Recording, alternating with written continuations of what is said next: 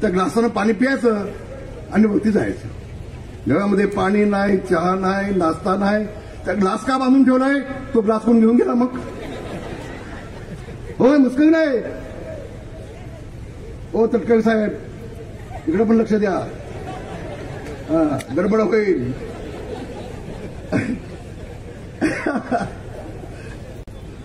आणि म्हणून माझ्या सगळ्या बांधवांना भगिनींना सांगेन, आज मला आनंद झाला.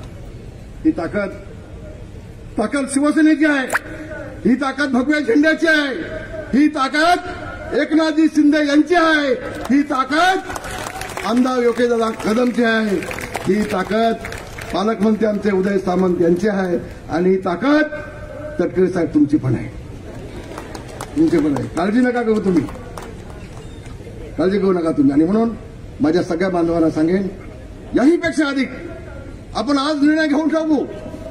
आज आपण निर्णय घेऊन टाकू. संबंध महाराष्ट्रामध्ये लोकसभा आणि विधानसभेच्या निवडणुका होतील, त्या सगळ्यात जास्त मतं आपण एकनाथ शिंदेना दिल्याशिवाय राहणार नाही, अशा वेळेचा निर्णय आपण आज या सभेमध्ये घेऊन टाकू. आणि नुसता निर्णय घेतला तर चालणार नाही ना.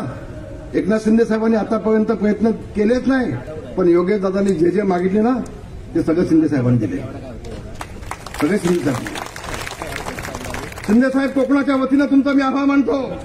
इथं अनिल बघा पालकमंत्री होता, योगेश दादाला बाजूला ठेवून तो सगळ्यांना फंड देत होता. संपायची योगेश कदमला.